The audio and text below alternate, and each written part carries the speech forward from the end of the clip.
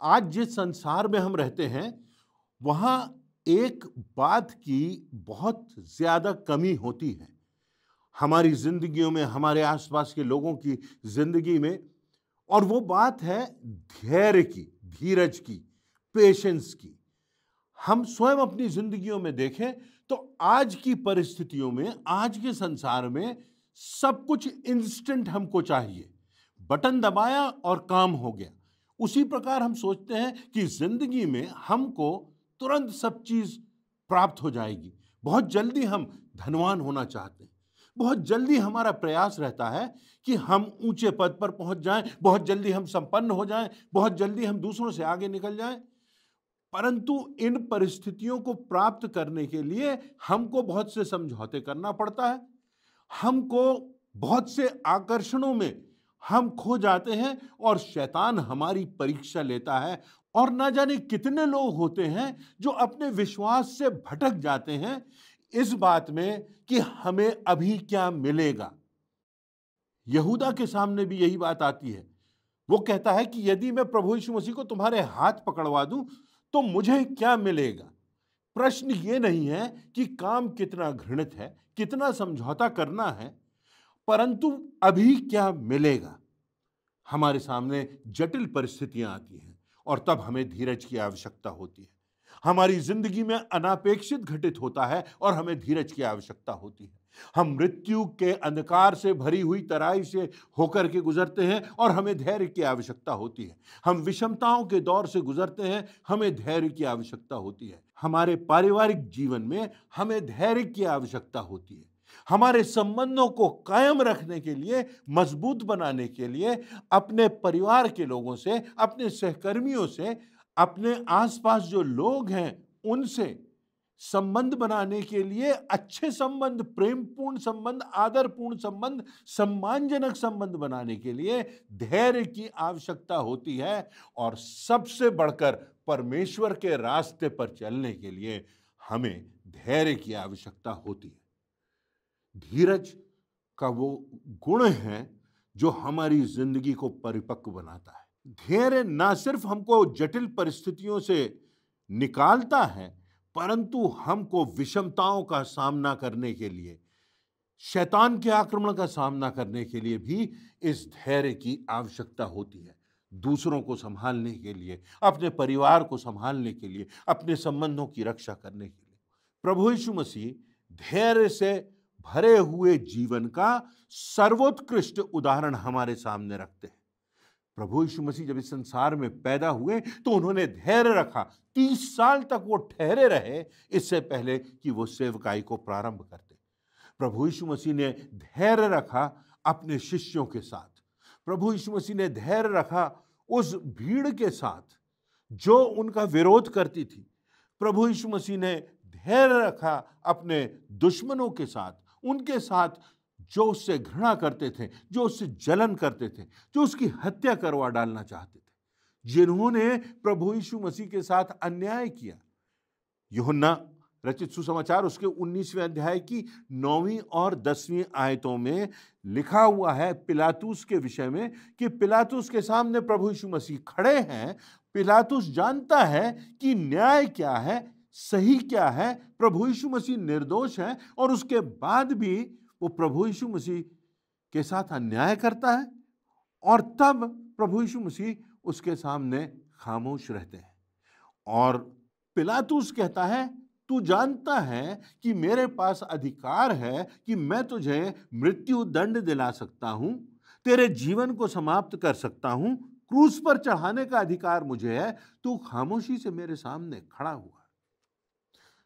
हेरोदेस के सामने प्रभु यीशु मसीह जानता था कि हेरोदेस को मालूम है कि ये राजाओं का राजा है, ये प्रभुओं का प्रभु है, ये अद्वितीय यीशु है। और तब फिर भी जानते हुए भी हेरोदेस उससे प्रश्न करता है और प्रभु यीशु मसीह इनकार कर देता है कि वो उसे चिन्ह दिखाए, उसके सामने आश्चर्य करे। और प्रभु यीशु मसीह धैर्य से खामोश रहता है, कोई उत्तर नहीं देता है। इसका वर्णन लूका रचित सुसमाचार उसके 23वें अध्याय की 8वीं और 9वीं आयतों में मिलता है।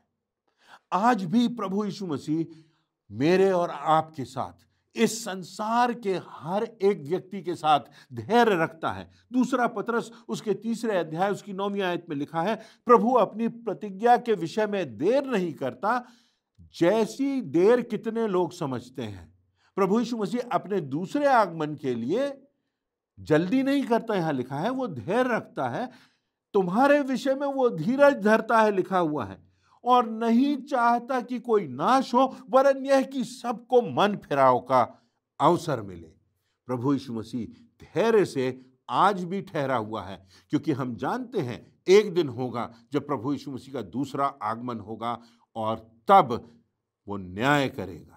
एक अधिपति के समान हमारे बीच में प्रभु यीशु मसीह होगा, और हमारी नियति का निर्धारण करने का अधिकार उसके पास होगा।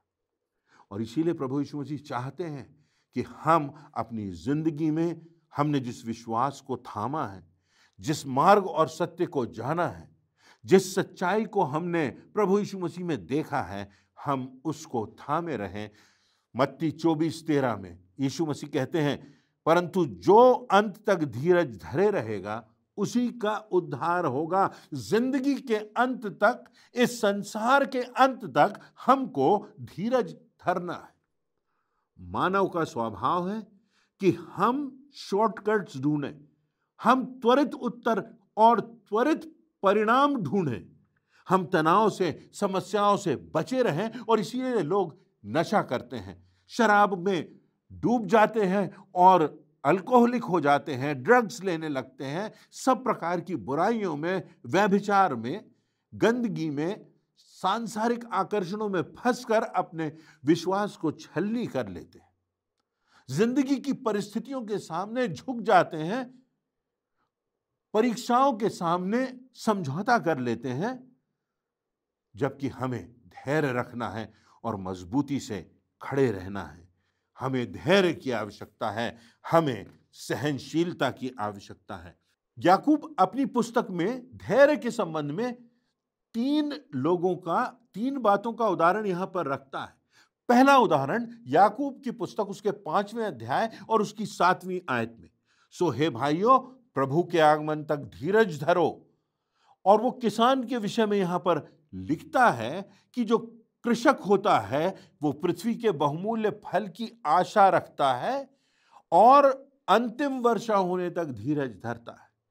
जो कृषक है वो बीज बोता है, वो उसकी देखरेख करता है, वो जब अंकुरण की प्रतीक्षा करता है तो उस पर ध्यान देता है, पर्याप्त खाद मिले, पर्याप्त पानी मिले, वहां पर सफाई हो, पर्याप्त धूप मिले। वो जानता है कि ठहरना है उसको फल पाने के लिए, उन डालियों में फल लाने के लिए वो परिश्रम करता है, वो धैर्य धरता है, और उस धैर्य के परिणाम से उसको लाभ मिलता है, उसका उदर भरण होता है और उसके परिवार का पालन पोषण होता है। और ऐसे ही हमें अपनी जिंदगियों में, हम जब जीवन में प्रयास करते हैं, जीवन में जब हम विश्वास में एक कदम बढ़ाते हैं, हम परिवार में पदार्पण करते हैं, जीवन के नए अध्याय में हम पहुंचते हैं, कोई नई जिम्मेदारी हमारे सामने आती है, तो हमें धैर्य रखना है। प्रभु यीशु मसीह से हमारे संबंधों में, परमेश्वर पर विश्वास रखने में हमें धैर्य रखना है। दूसरा तिमुथियुस उसके 3 अध्याय की 12वीं आयत में पौलुस अपने आत्मिक पुत्र तिमुथियुस को लिखता है, पर जितने मसीह यीशु में भक्ति के साथ जीवन बिताना चाहते हैं वे सब सताए जाएंगे। हमारे जीवन में सताव आएगा, हमारे जीवन में तनाव आएगा, हमारे जीवन में विषमताएं आएंगी, हमारे जीवन में अनापेक्षित होगा, परंतु हमको उस भक्तिपूर्ण जीवन में हमको धैर्य रखना है, हमको साहस के साथ आगे बढ़ना है। प्रकाशित वाक्य उसका 2 अध्याय और उसकी 10वीं आयत में लिखा है, जो दुख तुझको झेलना होंगे उनसे मत डरना। यह अंतिम दिनों का वर्णन है, क्योंकि शैतान तुम में से कितनों को जेल खाने में डालने पर है, ताकि तुम परखे जाओ, और तुम्हें क्लेश उठाना है। प्राण देने तक विश्वासी रह तो मैं तुझे जीवन का मुकुट दूंगा। विश्वास योग्यता में हमें धैर्य रखना है, मजबूत बने रहना है, तो हमें प्रभु यीशु मसीह की प्रतिज्ञा है कि हमें जीवन का मुकुट मिलेगा, एक किसान के समान। जैसा किसान बीज बोने से फल पाने तक धैर्य रखता है, वैसा ही हमें अपने इस विश्वास के मार्ग पर धैर्य रखना है। दूसरा उदाहरण वो रखता है, वो भविष्यवक्ता का रखता है। भविष्यवक्ता याकूब 5:10 है, भाइयों जिन भविष्यवक्ताओं ने प्रभु के नाम से बातें की, उन्होंने दुख उठाने और धीरज धरने का जीवन जिया, उन्हें आदर्श समझो, लिखता है वो। जिन्होंने दुख उठाया, जिन्होंने धीरज धरा, उनको स्मरण रखो, उनको आदर्श समझो और उनके जीवन पर गौर करो और अपनी जिंदगियों में वो धैर्य रखो। याकूब जो भविष्यवक्ता का उदाहरण देता है, वो इसलिए देता है कि भविष्यवक्ता जो थे वो सताए गए, भविष्यवक्ता जो थे वो विषमताओं से गुजरे, भविष्यवक्ता जो थे उन्होंने बहुत पीड़ाओं को सहा। उनके विश्वास के कारण और उनकी आज्ञाकारिता के कारण उनको बहुत कष्ट उठाना पड़ा, उनको आंसू बहाना पड़े। यिर्मयाह अपने विषय में स्वयं लिखता है, उसके 9वें अध्याय की पहली आयत में वो कहता है, भला होता कि मेरा सिर जल ही जल और मेरी आंखें आंसुओं का सोता होती, कि मैं दिन रात अपने मारे हुए लोगों के लिए रोता रहता। कठिन परिस्थितियों से गुजरता है यिर्मयाह और परमेश्वर उसको उस पीड़ा से गुजरने की अनुमति देता है ताकि वो उस बात का एहसास कर सके कि परमेश्वर को कितनी पीड़ा होती है जब लोग, उसके कहलाए जाने वाले लोग, उसके अपने लोग जो कहते हैं हम परमेश्वर के लोग हैं, हम धार्मिक लोग हैं, जब वो लोग गलत रास्ते पर चले जाते हैं, गलत मान्यताओं को मानते हैं, जब वो परमेश्वर की योजना को ठुकराते हैं, तो उससे परमेश्वर की जो पीड़ा होती है, उस पीड़ा का आंशिक अनुभव करने के लिए यिर्मयाह उस पीड़ा से गुजरता है। दानियेल नबी के विषय में लिखा हुआ है, दानियेल समझौता नहीं करता, दानियेल परमेश्वर की आज्ञा को प्राथमिकता देता है, राजाज्ञा से बढ़कर परमेश्वर की आज्ञा है और वो निरंतर परमेश्वर की निकटता में रहता है। उसको परमेश्वर के रास्ते पर चलना है, इस बात की उसके जीवन में निश्चितता है। दानियेल नबी की पुस्तक उसके 6वें अध्याय की 9वीं और 10वीं आयतों में उदाहरण हमको मिलता है कि जो दारा राजा था वो आज्ञा पत्र निकाल देता है दानियेल के खिलाफ कि उसको सिंहों की मांद में डाल दिया जाए, भूखे सिंहों की मांद में डाल दिया जाए ताकि उसके जीवन का अंत हो जाए, वो भूखे से उसका भक्षण कर जाए। परंतु वो परमेश्वर की आज्ञा को प्राथमिक जानता है और वो राजाज्ञा से समझौता नहीं करता। और इसीलिए याकूब उदाहरण देता है भविष्यवक्ता का। उन भविष्यवक्ताओं को स्मरण करो कि कैसे दुख उन्होंने अपने विश्वास के मार्ग पर आगे बढ़ते हुए उन्होंने उठाए। तीसरा उदाहरण वो देता है अय्यूब के धीरज का। कितना धैर्य था अय्यूब में। अय्यूब महानायक है पुराने नियम में, यदि आप देखिए उसके धीरज की गवाही आज भी हमारे सामने आती है।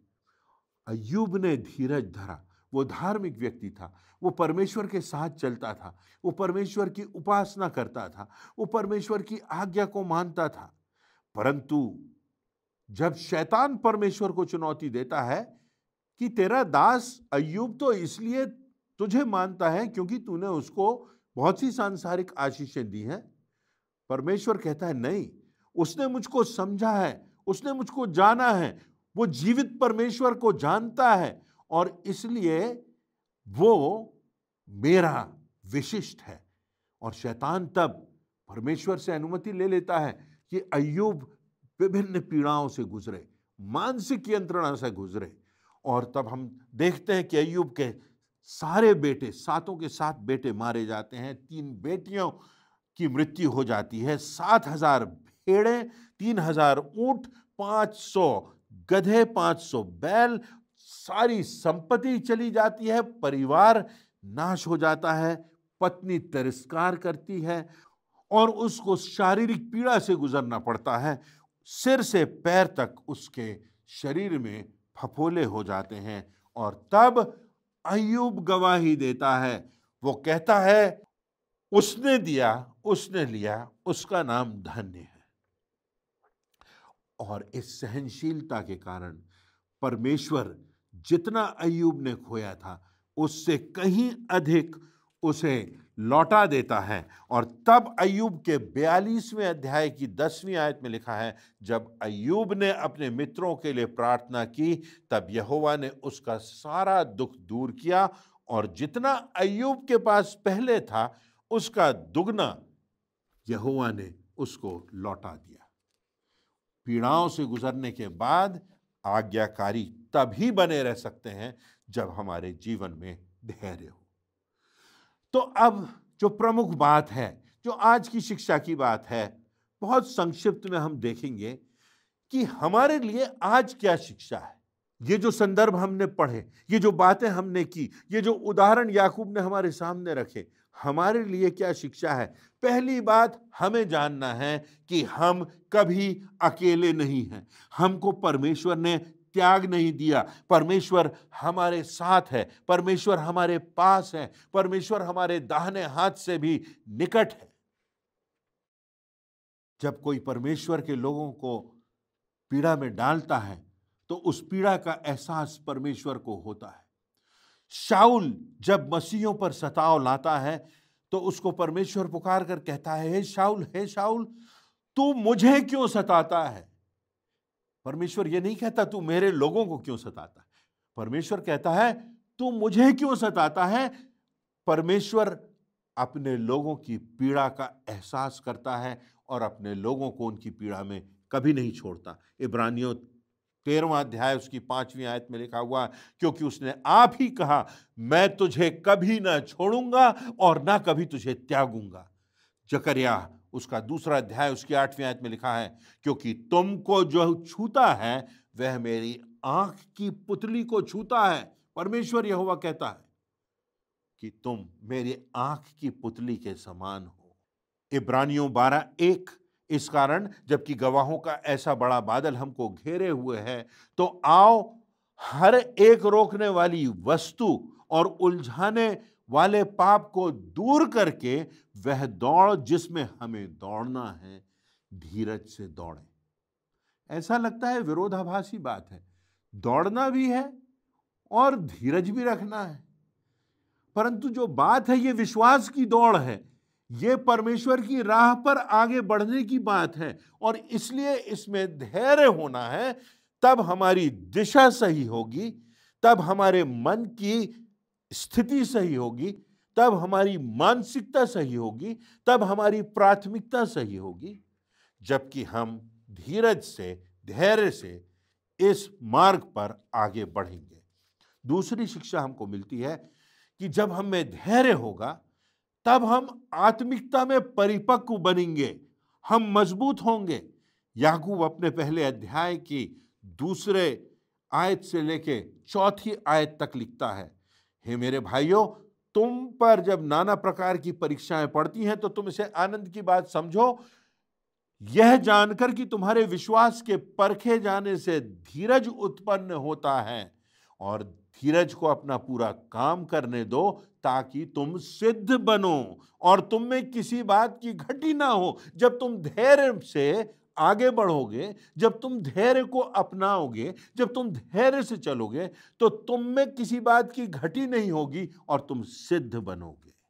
सद्रक मेशक अबेदनगो का उदाहरण हमारे सामने आता है। दानियल नबी की पुस्तक उसका 3 अध्याय उसकी 16वीं और 18वीं आयतों में वर्णन है।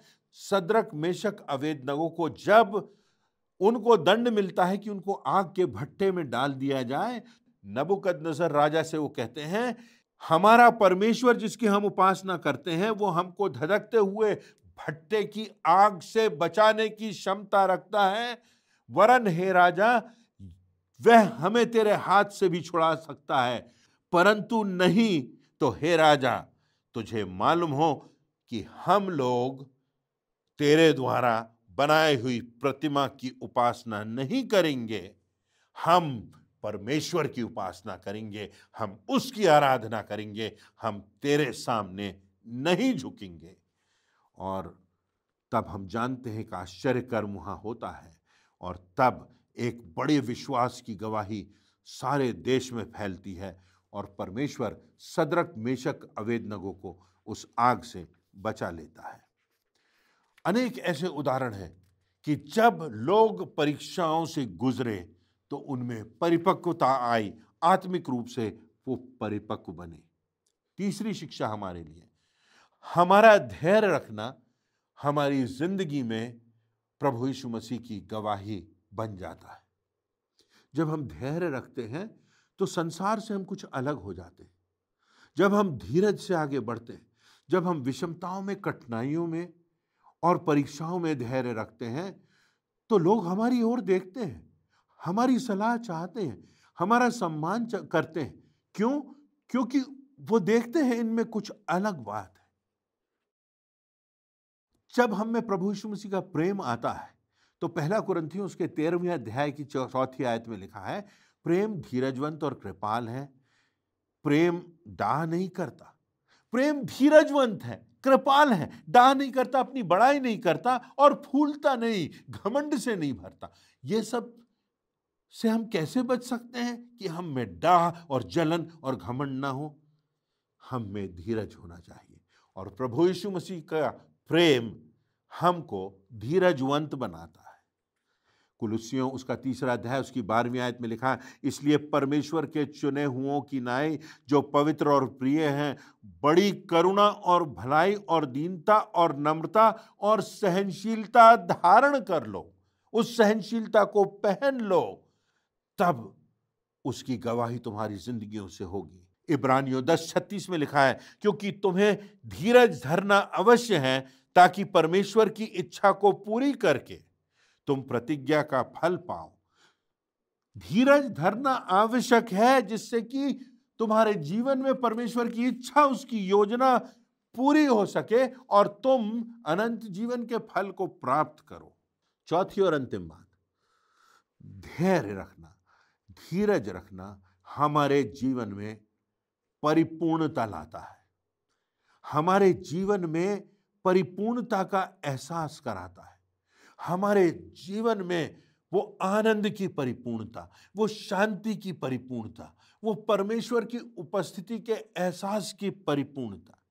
एक उदाहरण हमको मिलता है। आप यदि देखें उत्पत्ति उसका 29वां अध्याय और उसकी 20वीं आयत, तो वहां पर याकूब और राहेल के प्रेम का वर्णन है। और राहेल से वो इतना प्रेम करता था कि राहेल के पिता ने शर्त रखी थी कि अगर उसे राहेल से विवाह करना है तो 7 वर्षों तक याकूब को कठिन परिश्रम करना पड़ेगा, तब उसका विवाह राहेल से होगा। और उस प्रेम के कारण, उस प्रेम के प्रभाव से हम देखते हैं कि याकूब ठहरता है, धैर्य रखता है, नियंत्रण रखता है, और तब वो कहता है उस प्रेम के कारण ऐसा उसे जान पड़ा, याकूब को लगा जैसे थोड़े से दिनों की बात थी, 7 वर्ष ऐसे बीत गए जैसे थोड़ा सा समय हो। क्यों? उस प्रेम के कारण। उस प्रेम में धैर्य था, उस प्रेम में धीरज और सहनशीलता थी, उस प्रेम में परमेश्वर के समय पर राहेल के साथ विवाह करने का अवसर आता है। आज के संसार में धैर्य कहाँ है? टेलीविजन के सीरियल्स में देख लीजिए, मूवीज में देख लीजिए, बस उसी समय प्रेम हुआ, उसी समय अपनी शारीरिक लालसाओं में गिर गए, पाप में पड़ गए, अनियंत्रित हो गए, वासनाओं का शिकार हो गए, व्यभिचार में पड़ गए।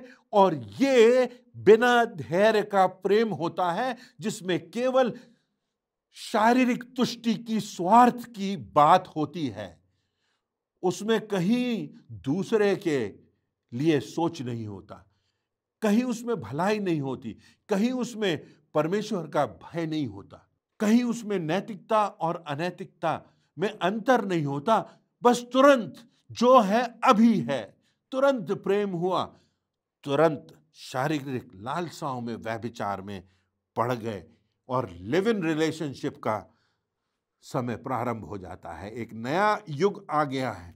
लिव इन रिलेशनशिप मानो जैसे कि एक फैशन बन गया है। जब तक सुख है, जब तक शारीरिक लालसाओं की संतुष्टि हो रही है, जब तक लाभ हो रहा है, तब तक साथ है, नहीं तो कोई प्रतिबद्धता नहीं, नहीं तो कोई समर्पण नहीं, नहीं तो कोई कमिटमेंट नहीं, नहीं तो कोई धैर्य नहीं, नहीं तो कोई सहनशीलता नहीं। टूटते हुए संबंध है, बिखरते हुए परिवार है और परमेश्वर के मूल्यों को रौंदा जा रहा है, क्योंकि धीरज नहीं है, धैर्य नहीं। तो आइए हम इस बात को वचन के आईने में देख लें कि क्या हमारी जिंदगियों में धैर्य है, धीरज है, क्योंकि इसी धीरज की दौड़ में दौड़ते हुए जीवन के अंतिम समय तक इस धीरज को बनाए रखते हुए, कायम रखते हुए हमको अनंत जीवन का मुकुट मिलेगा। इस बात की निश्चितता परमेश्वर के वचन में है, उसकी प्रतिज्ञाओं में है। परमेश्वर इन वचनों से हम सबों को इस धैर्य के प्रति एक नया नजरिया दे, हमारे मनों में इस धैर्य के प्रति एक परमेश्वरीय जो भावना है, जो परमेश्वर के द्वारा परिभाषित धैर्य की परिभाषा है, उसको समझने का, उसको स्वीकार करने का हमको हृदय दे, समझ दे, मानसिकता दे, नजरिया दे। ऐसी मेरी प्रार्थना है। परमेश्वर हम सबों को अपने वचनों से आशीषित करे।